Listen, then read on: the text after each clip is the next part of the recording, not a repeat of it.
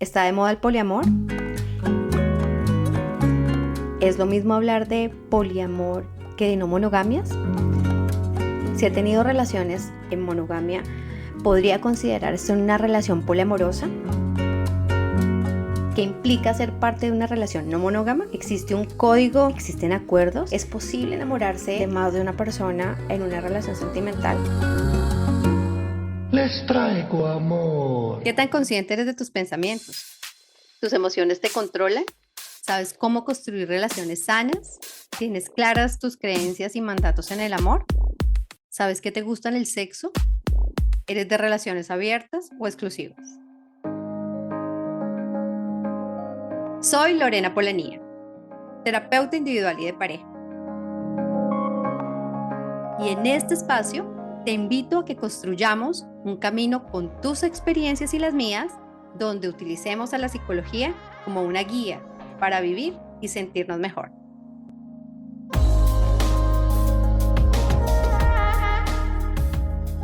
Bienvenidas y bienvenidos a Corazón, un podcast desde el corazón.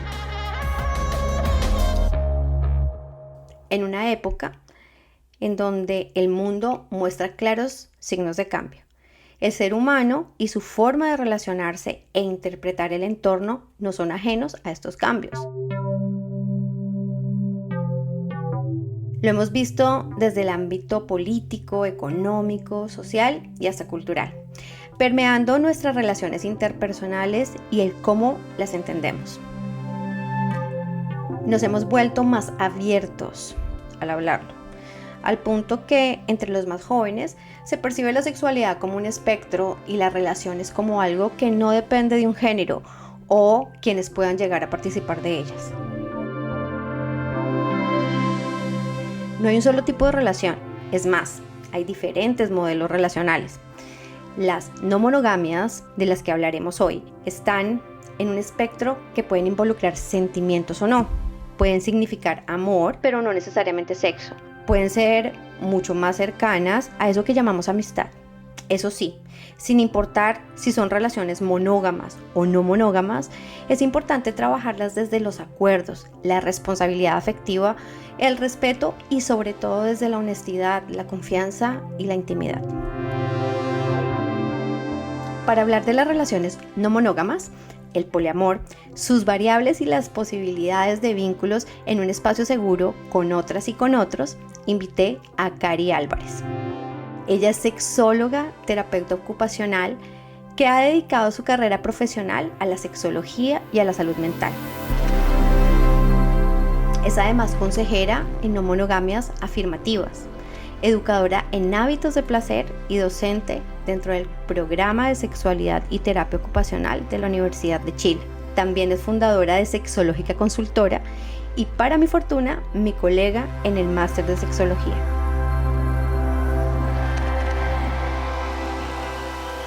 Cari, bienvenida a Corazón. Feliz de tenerte en este espacio. Estaba, mejor dicho, con unas ganas de hablar de este tema contigo, entonces feliz de tenerte.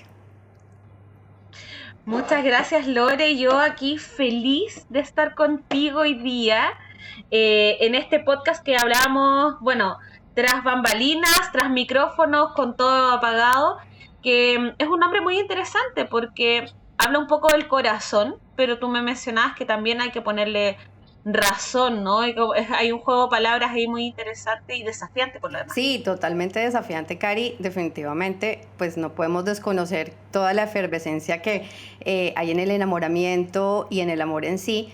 Pero pues cuando ya el tema se consolida un poco más, las reflexiones, la razón sientan muy bien para que las relaciones sean mucho más satisfactorias y pues yo las llamo sanas de alguna forma si combinamos estos dos aspectos de la aventura y también de la razón. Entonces, bueno, Cari, contarle a las personas que nos escuchan que bueno, nos conocemos hace 2 años y medio más o menos. Y nos conocemos en un espacio maravilloso en donde cursamos un máster en sexología, ya lo terminamos, ya somos egresadas del máster y en este espacio y teniendo en cuenta mi experiencia profesional que siempre ha estado orientada a las parejas, a las monogamias, pues en este espacio fue maravilloso encontrarme y aprender sobre las no monogamias. Y hace un año cuando empecé con todo este tema del podcast, le dije de hecho a Diego, le dije, mira, yo quiero tratar este tema del poliamor y lo quiero tratar con Cari. Porque eres definitivamente una conocedora total del tema y sé que definitivamente esto le va a ayudar tanto a mis pacientes, a personas monógamas, no monógamas, y bueno, esa es la idea, que hoy podamos hablar, tener una conversación súper entretenida sobre este tema. Pero Cari, cuéntanos un poco de ti, de dónde eres, porque no eres colombiana, y un poco más, cuéntanos. No, todo bien, me encantaría conocer Colombia, no la conozco, así que eso también lo tenemos pendiente. Pero claro. Bueno, yo, Lore ya lo dijo, yo soy Cari Álvarez, soy teosexóloga, ¿no? Y soy de Valdivia, de una ciudad en el sur de Chile. Les puedo contar también que hago consejería, que es lo que hemos llamado desde las no monogamias, consejerías no monógamas afirmativas, y eso significa que en el fondo no prestamos un servicio de salud, de un espacio seguro para las personas que experimentan no monogamia, o les colaboramos a llegar a esas no monogamias en donde quieren resignificar sus vínculos o practicar sus vínculos de otras maneras.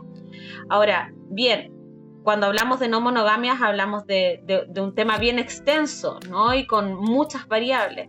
Y entonces esta consejería no monógama afirmativa se vuelve fundamental para validar estas experiencias de las personas que a veces lo sienten como un poco, se sienten como bicho raro o como actuando muy por fuera de lo que sus amistades, sus círculos lo van viviendo, porque la imagen que tenemos de relaciones, y que no está mal, la imagen que tenemos común de las relaciones es que son de a par, y ahora ya con los últimos años se ha ido viendo como un sistema de parejas y de familias mucho más diversa, pero antes, yo te diría hace unos 10 años, era dos personas, heterosexual, y ojalá como en una visión muy de comercial, raza caucásica, ¿no? Y todo lo que viene con también un relato que es muy distinto al relato latinoamericano y por cierto muy distinto al relato no monógamo.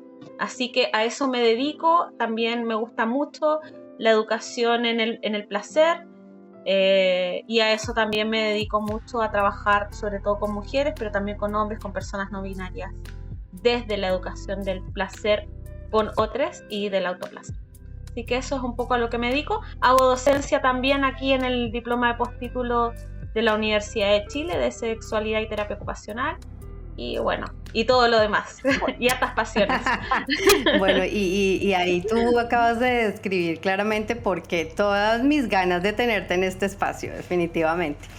Y bueno, ya para empezar a hablar de tema, bueno, quiero contarte que, de hecho ya te lo había contado en otro espacio, yo escribí un libro hace 7 años más o menos, un libro con una colega en Colombia, Lucía Nader, que se llama Dos para ser felices.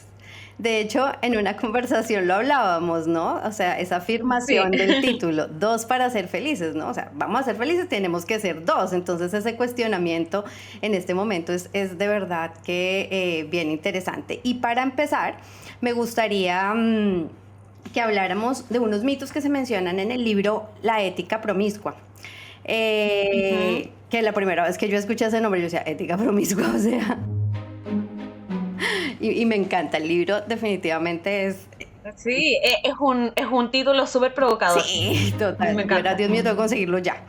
Y resulta que ahí hablan justamente de algunos mitos alrededor de las relaciones, los voy a listar rápidamente para que nos empieces a compartir y a aclarar qué son las no monogamias. Entonces, mira, ahí habla de los siguientes mitos. Las relaciones monógamas a largo plazo son las únicas relaciones reales. El amor romántico es el único amor auténtico. El deseo sexual es una fuerza destructiva. La única manera moralmente aceptable de tener sexo es dentro de una relación a largo plazo. amar a alguien significa que está bien controlar sus comportamientos. O sea, cuando amamos a alguien, está bien controlar sus comportamientos. Los celos son inevitables e imposibles de superar. Las relaciones externas reducen la intimidad de la relación principal. Y el amor todo lo puede. Entonces, ¡Wow! sí, claro. Ya a nosotras seguramente nos suena como con un peso grandísimo. Entonces, haciendo este abrebocas, quisiera, Cari, que nos compartieras qué son las no monogamias.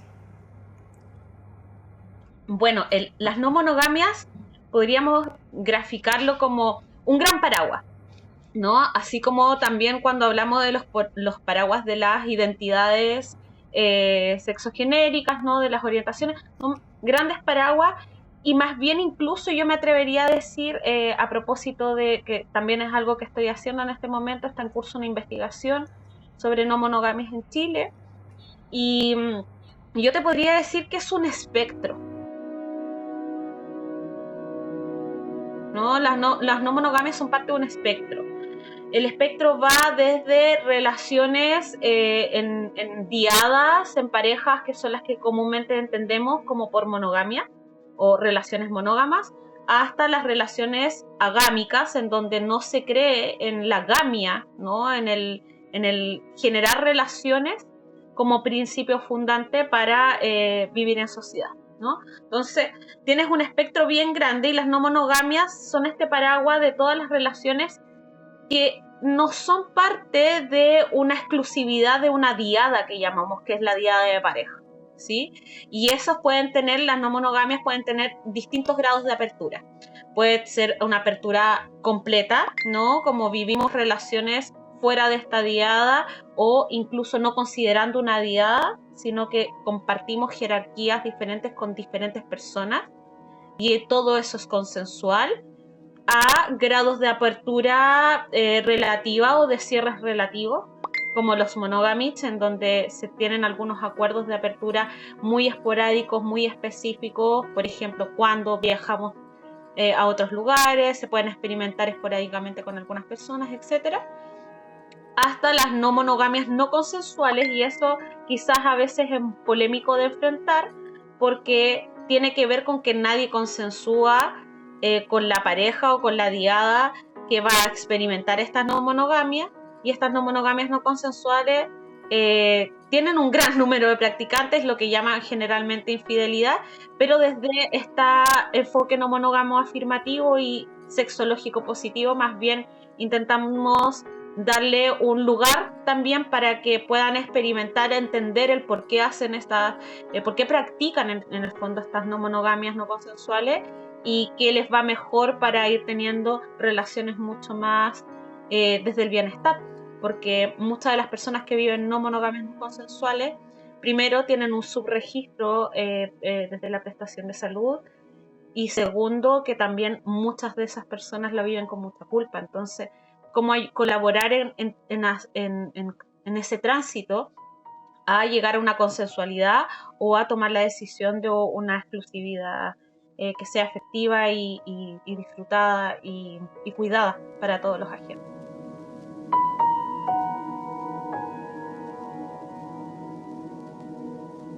Ok, entonces digamos que dentro de las no monogamias podemos hablar de relaciones en donde se incluyen encuentros sexuales, ¿sí? Claro, y también afectividad, pero no siempre afectividad. Y no siempre también encuentros sexuales. Ajá, ojo. muy bien. ¿No? En las no monogamias hablamos más bien de los vínculos y cómo esos vínculos van teniendo ciertos acuerdos fuera de esta normatividad de la pareja, ¿no? Y todo lo que no va en esa normatividad de pareja, que es lo que se llama en sexología extradiádica, ¿no? Es parte de las no monogamias. Y en estas no monogamias tú puedes tener relaciones en donde puedes tener, por ejemplo, poliamores, en donde no haya mayor relaciones sexuales, o poliamores con estas relaciones sexuales, ¿no? También puedes tener relaciones abiertas en donde la relación sexual es esporádica, pero no se meten actividades conducentes al afecto, ¿ya? Y ahí soy muy precisa porque afectos se pueden crear siempre, desde todos los tipos de relaciones, incluso desde las relaciones vemos exclusivas, podemos tener también generación de otros afectos alrededor, más decidir no darle curso.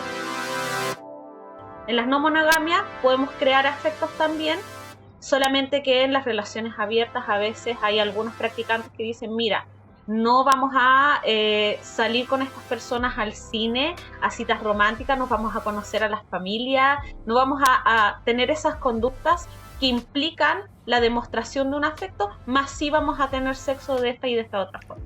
Y eso tiene que ver con los acuerdos que cada relación vaya a formar. Ok, entonces, fíjate, te quiero compartir, cuando estaba pensando en este episodio, se me ocurrió preguntarle a algunos pacientes y conocidos y amigos qué dudas podrían tener y qué les gustaría escuchar en un podcast sobre poliamor y relaciones no monógamas. Entonces, me hicieron algunas preguntas que quiero pues transmitirte, y justamente cuando hablábamos o preguntaba acerca de las relaciones no monógamas, inmediatamente las relacionaban con el poliamor. Entonces, pues aclarando todo lo que estás diciendo, el poliamor está dentro de las relaciones no monógamas, pero no necesariamente todas las relaciones no monógamas son poliamorosas. Así es. Exacto. Justamente. Las relaciones no monógamas son toda esta variedad, y dentro de esa variedad hay personas que simplemente se definen o nos definimos como no monógamas sin mucha más etiqueta, y hay otras personas que se definen, por ejemplo, poliamorosa. Y poliamor en el fondo tiene que ver con generar estas relaciones en donde está involucrado sobre todo en la esfera de los afectos, la esfera de la relación romántica, con más de una persona, en el fondo, ¿ya? Y que todos los agentes saben, comparten acuerdos alrededor de esos poliamores. A veces esos poliamores pueden tener jerarquías, es decir, hay una pareja principal y hay vínculos secundarios, y poliamores que pueden tener, no tienen estas jerarquías, digamos, y comparten todos como el mismo nivel de importancia y relevancia en esta relación. Y ahí se pueden conformar familias poliamorosas, es decir, grupos de fidelidad entre una familia poliamorosa con varios agentes que incluso a veces comparten crianza. Y también hay grupos de polifidelidad, polículas abiertas, polículas cerradas, que son estos grupos poliamorosos donde están todos los vínculos y los metavínculos de aquellos vínculos, ¿no? Llamamos vínculo al vínculo directo, metavínculo al vínculo de tu vínculo.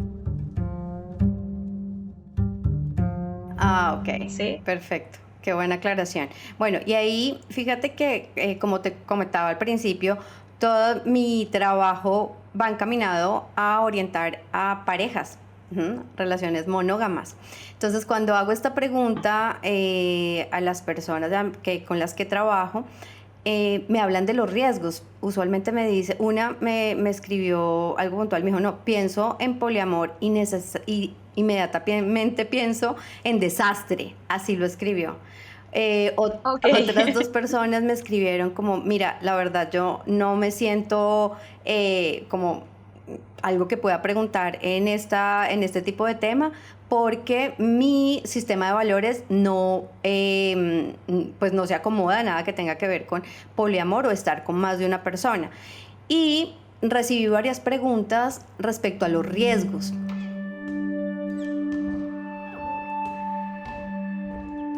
Y ya como que todo se encaminaba, se dejaba de lado un poco el concepto de relaciones no monógamas y se iba hacia el poliamor, ¿no?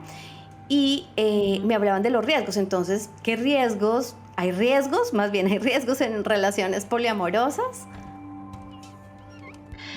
Riesgo. Es difícil hablar de riesgos porque ahí yo creo que entra mucho la idea, ¿no? La idea negativa que tenemos sobre la promiscuidad sexual y la cultura, ¿no?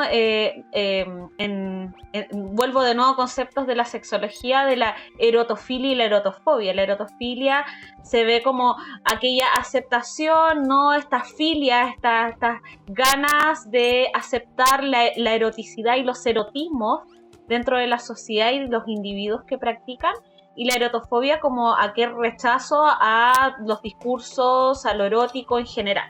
Entonces, tenemos una cultura en Latinoamérica que tiene muchas razones, no nos vamos a ahondar en eso hoy día, pero tiene muchas razones en que a veces vemos la sexualidad en general, las sexualidades, la práctica de la erótica como algo negativo, ¿no? Y entonces cuando vemos de manera múltiple la práctica de parejas múltiples, vemos inmediatamente a esta imagen como ITS, y VIH y etcétera. Pero esos son estigmas. Por eso yo decía que es muy importante la consejería no monógama afirmativa, porque las personas de las no monogamias tienen que vivir constantemente con estos estigmas. Hay estudios, y no pocos, generalmente hechos también en países como de habla inglesa, lamentablemente, porque tú sabes, la data y la investigación casi siempre están en esos idiomas, pero hay no pocos estudios en donde se data que las personas que practican poliamores y relaciones abiertas, sobre todo poliamores, tienden a ser personas que tienen menos riesgo con las ITS. ¿Por qué? Porque todos conocen las parejas sexuales de todos, porque son acuerdos abiertos y consensuales, porque no es necesario engañar a nadie de que se están en relaciones con otras personas, porque se tiende a tener más chequeo o conciencia del chequeo sobre ITS, ¿no? Que es casi incluso una costumbre dentro de las no monogamias consultar abiertamente, oye, ¿cuándo fue tu último chequeo? ¿Ya? ¿Cómo va eso? ¿Sabes si tu vínculo ya se hizo el chequeo? ¿No? Entonces, como algo muy naturalizado e incluso muy valorado dentro de las no monogamias. Se considera incluso, yo lo he escuchado, una red flag el que no te quieran contestar cómo estáis con tu chequeo. En el fondo se conversa mucho más de ITS, y al tener más información al respecto, tiende a ser poblaciones mucho más protegidas que aquellas que tienden a esconder, y ahí está el riesgo de no tener una atención desprejuiciada a las no monogamias no consentidas. Esas personas que practican sin esa consensualidad muchas veces tienen que esconder algunas prácticas, y eso puede ser riesgoso para toda una red de afectos o toda una red que vaya teniendo relaciones sexuales. Entonces, creo que riesgo en ese sentido, como desde ese estigma, yo te diría que más bien los estudios dicen lo contrario. Ahora, otros riesgos que pueden estar asociados o que se podrían traducir como riesgos, a mí no me gusta la palabra, sí, tengo que decirlo, pero que lo que se puede traducir es como quizás la dificultad de gestionar múltiples relaciones. ¿Sí? La dificultad de la gestión emocional y de los múltiples universos que pueden nacer a partir de estas relaciones. ¿Sí? Porque cuando uno solo es un microuniverso, lidiar con varios a nivel sexoafectivo a veces a algunas personas les abruma. Pero ahí yo siempre les pregunto si acaso esa misma pregunta está cuando abres vínculos de amistad. Me dicen, claro, pero no es lo mismo. Es que ¿en qué medida no es lo mismo? Porque igual son personas que tienen individualidades, tenemos amistades que de seguro en nuestra red tienen caracteres distintos, tienen formas de mirar la amistad diferente a la de uno, tienen valores, incluso religiones, opciones políticas, ¿no? Formas de vivir las relaciones muy diferentes a las que tenemos nosotros. Entonces, digo, el común. Entonces, en el fondo, esto es sacarle, cuando uno dice el riesgo, es sacarle un poco la gravedad al vivir relaciones múltiples, porque nos involucramos constantemente con muchas personas, ¿no? Y a nivel sexoafectivo tiene esta carga enorme por un concepto que hace poquitito estaba explicando por las redes, que es el concepto de la matonorma. Tendemos a procesar como lo más importante aquello que es relación de pareja y dejamos por debajo de eso todo lo que no sea relación de pareja. Entonces, si ponemos la atención ahí, efectivamente dejamos abajo todo lo que es amistad y que también implica gestión emocional. Claro. Se descuida. Pero también son relaciones humanas validosas, ¿no? Entonces, riesgos por ser poliamor, por ser relación abierta, yo te diría que no. Y fíjate que porque varias personas me mencionaban justamente la palabra riesgo, y yo pensaba, bueno, si habláramos de riesgo, pues riesgo, todo tiene un riesgo y todo tiene una posibilidad. Entonces, si habláramos de riesgos, claro, pues las relaciones monógamas también tienen sus riesgos y sus posibilidades. Las relaciones no monógamas tienen sus riesgos y sus posibilidades, pero como tú lo mencionas, desde la gestión, y yo creo que para las personas que se han considerado la mayor parte de su vida monógamas y monoamorosas, claro, enfrentarse... Claro, que hay una distinción. Sí, hay una distinción. Entonces ahí, cuando se enfrentan a la posibilidad de, pucha, yo he sido toda la vida monógama o monógamo o monoamoroso, y resulta que me estoy viendo en esta situación, entonces es confrontarse con todo un sistema de creencias. Fíjate que alguna de las personas me hablaba de su sistema de valores. Entonces, claro, ahí choca completamente y en ese sentido, una persona que se enfrenta a esta situación, Cari, ¿cómo puede empezar a transitar o a entender esta nueva forma de vivir sus relaciones sexoafectivas? A ver, yo lo primero que diría es que nada obliga a que tengas que transitar hacia las no monogamias, ojo, ¿ya? O sea, pienso que, por eso que cuando generalmente en la discusión es como, no, es mucho mejor poliamor, es que la biología y un montón de argumentos. Esto no es una guerra de bandos, esto no se trata de que somos hinchadas de dos equipos que son contrarios, y esto no es un clásico de fútbol, no. Entonces, las no monogamias, por eso hablaba del espectro, las no monogamias y las relaciones exclusivas, ¿no? La monogamia, son parte de un espectro, y a veces podemos estar en un lugar o ser más afines a un lugar, y a ratos podemos ser a otro. A veces nos queremos definir más en un espacio como desde el punto de vista valórico, y eso también está del todo bien. Yo siempre digo que lo importante en todo esto es estar muy consciente de que esto es lo que quiero hacer, ¿sí? Que así quiero vivir mis relaciones, que mi estructura emocional y la forma de vivir que tengo en mi vida me permite experimentar estas no monogamias, o me permite más y estoy súper cómoda con mis relaciones exclusivas, con mis relaciones monógamas, ¿ya? Primero, ser muy consciente de qué quiero hacer. No tienes por qué transitar si no lo quieres hacer, si no te nace, si no te vibra, si no es lo que sientes. Obligarte no es el rol de ninguna consejería y de ningún... tampoco debería ser de ningún espacio activista. Claro. ¿No? Porque el convencimiento de que algo lo quiero hacer es por una motivación intrínseca, y esa motivación intrínseca es de cada persona, es muy íntimo, es muy personal. Claro, por supuesto la idea no es que, porque había otra persona que mencionaba, ¿esto es una moda? Claro, si es una moda, entonces es lo que todo el mundo va a empezar a hacer, y resulta que justamente coincide con lo que tú estás diciendo.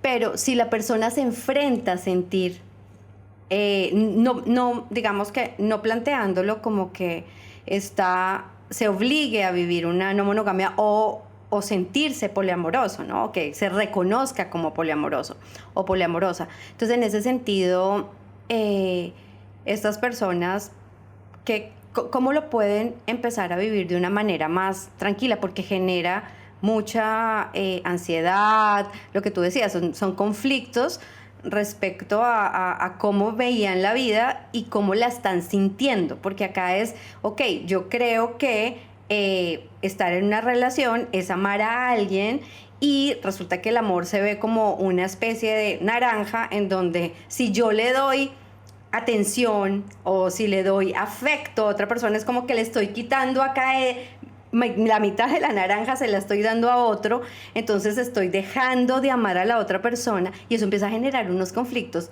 muy grandes, porque justamente el amor también, como se ha visto el amor, como ahora lo estamos percibiendo para que las relaciones sean más satisfactorias, es justamente eso. El amor no es algo que tú partas y empieces a repartir de a poquito a una o a otra persona. Entonces ahí es como se empieza una persona, no ni siquiera que se vaya a relacionar con otros, puede que decida seguir solo en una relación monógama, pero se reconozca poliamoroso o poliamorosa. Yo pienso que lo más importante ahí es primero reconocer, y es algo que a mí, al menos cuando empecé a experimentar tanto, que no sé si lo comentaba, experimentar mi vida desde las no monogamias, a especializarme en esto, ¿no? Hay algo que a mí me generó mucha ayuda y que lo quiero compartir con ustedes, y es entender de que la mayoría de las veces operamos, cuando hablamos de los sexos afectivos, cuando hablamos de las relaciones, operamos desde la economía de la escasez. ¿No? Es decir, encontramos a esta persona bajo el mito de la media naranja, encontramos a esta persona y no la queremos soltar porque no voy a encontrar a nadie más así en mi vida, ¿no? Y entonces empiezan a existir todas estas dinámicas como de protección ante un medio aversivo que me quiere quitar esto que encontré. ¿Sí? Y eso es un principio de escasez. Pero cuando nos damos cuenta que en realidad cimentamos todos los días relaciones significativas y que en realidad operamos bajo una abundancia, porque el amor no se restringe, no vemos que cuando tenemos, por ejemplo, para las personas que han decidido tener hijos, que al nacer uno le quitamos amor al que ya nació, sí. Y cuando viene el otro, eso no pasa. Cuando tenemos nuevas amistades, no le estamos quitando como amistad a una amiga para dársela a la nueva amiga. Lo que sí puede suceder en ese caso es que el tema de los tiempos y la gestión de los tiempos y de las atenciones, los intereses pueden estar influidos, pero entonces se trabaja sobre los tiempos, la planificación de los tiempos, los acuerdos de los tiempos, sobre las sensaciones que a cada una de las personas que le emergen le van sucediendo, o sea, como, pucha, si te sientes un poco desplazado, ¿qué podemos hacer para que no te sientas desplazado o desplazada, ¿no? Entonces se trabaja sobre eso, sobre los intereses, sobre los roles, sobre los tiempos, pero eso no significa que te estés escaseando el amor, al contrario, se va abriendo. Y ese mismo amor, cuando vamos entendiendo que además lo practicamos con múltiples personas y no solamente con los sexos afectivos, empezamos a entender que el poliamor va más allá de las relaciones entre comillas románticas, o las relaciones no monógamas van más allá de esto. Es cómo me relaciono con mis vecinos, es cómo me relaciono con mis amistades, con mis colegas. Y Brigitte Vasallo decía una cosa muy hermosa, decía, el poliamor a veces va más, o la reflexión del poliamor a veces va más en cómo trato a quienes no me caen bien, a quienes genero una diferencia, a quienes no comparto ideológicamente, o con quienes directamente odio, son mis enemigos. Ahí es donde el concepto del amor un poco se prueba desde el punto de vista valórico. Entonces, si eres exclusivo, no eres exclusivo, vale, es una cosa circunstancial, de acuerdo. A mí lo que me importa es cómo nos vamos relacionando como seres humanos de una manera más amorosa y cómo vamos viendo en eso una abundancia.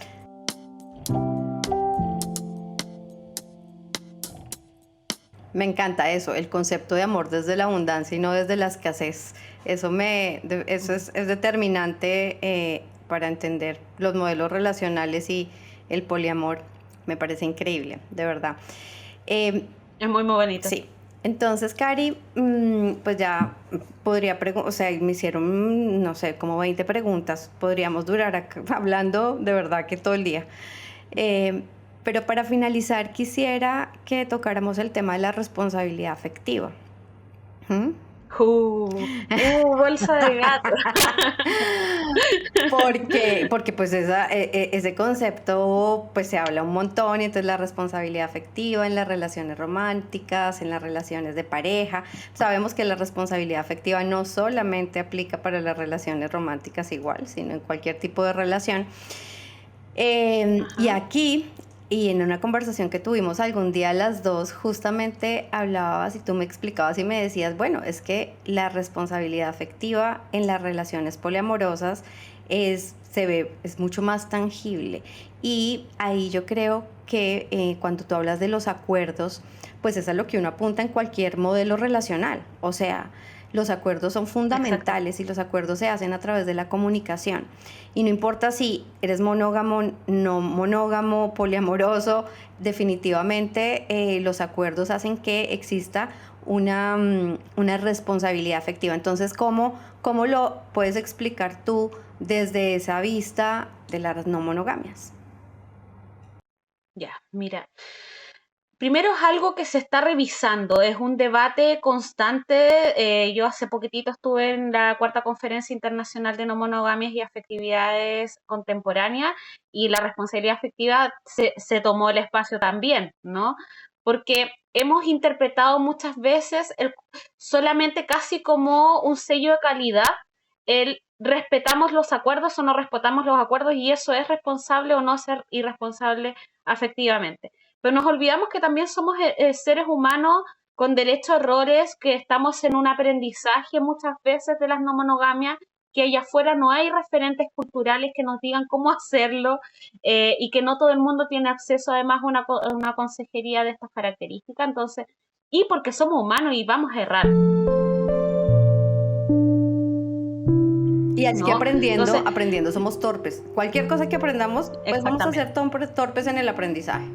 Y esa torpeza la puedes, incluso llevando muchos años de no monogamia o de lo que sea. Entonces, yo lo primero que quiero decir que la responsabilidad afectiva tiene mucho que ver con la coherencia con la que quiero practicar mi no monogamia. Y yo siempre digo lo mismo, no puede ser a costa propia el que todos los acuerdos funcionen. ¿Qué quiere decir eso? La primera responsabilidad afectiva es con uno. O sea, es el autocuidado, es saber que, por ejemplo, no puedo abrir como 20 relaciones poliamorosas sexoafectivas si mis tiempos son acotados, si mi energía está bajita, si en realidad lo que necesito hoy día es preocuparme de mí, de mi universo, del autocuidado, de estar bien y estable, y luego ir viendo cuántas relaciones puedo ir sosteniendo, ¿no? Y en qué medida. Si hay personas que me dicen, mira, ¿sabes qué? Lo que pasa es que a mí me molesta que tengas vínculos de tal o cual, y es justamente lo que yo quiero experimentar. Entonces decir, pucha, creo que aquí no nos estamos encontrando, y eso es lo más responsable afectivamente. Quiero decir que no es responsable, así como por contrariedad, no es responsable efectivamente cualquier cosa. A veces nos vemos en post de Instagram o de las redes sociales, si no te llaman 3 horas, es irresponsable efectivamente. No, eso no es responsabilidad afectiva, ¿ya? En el fondo, la responsabilidad afectiva en las no monogamias tiene que ver con conversar, con comunicar muchísimo, con decir, mira, ¿sabes qué? Si aquí erré y me hago responsable de esto que hago, me hago responsable, es decir, enfrento la situación, la converso, doy espacio para que venga también la crítica, acepto y no personalizo eso como un ataque, y soy capaz de dialogarlo con quienes son participantes de mi red. Y yo te diría que así de general, y en la menudencia vamos a ir viendo estas dificultades, si tenemos las herramientas de gestión para eso o para cuál. Pero aquí como la dificultad, en el fondo, si uno ve el beneficio, es que en las no monogamias, sobre todo los poliamores, ¿no? Las personas que además ven las relaciones desde la anarquía relacional, lo hacen de una manera muy conversada, muy comunicada, pero también eso lo podríamos ver en relaciones exclusivas, y también sería maravilloso que sea cada vez eso una herramienta más fundamental en todo tipo de relación humana. Total. ¿No? Cómo nos hacemos responsables de nuestros universos, y cómo intentamos también, si hemos errado, si hacemos un daño, cómo nos disponemos a aceptar y reparar, ¿no?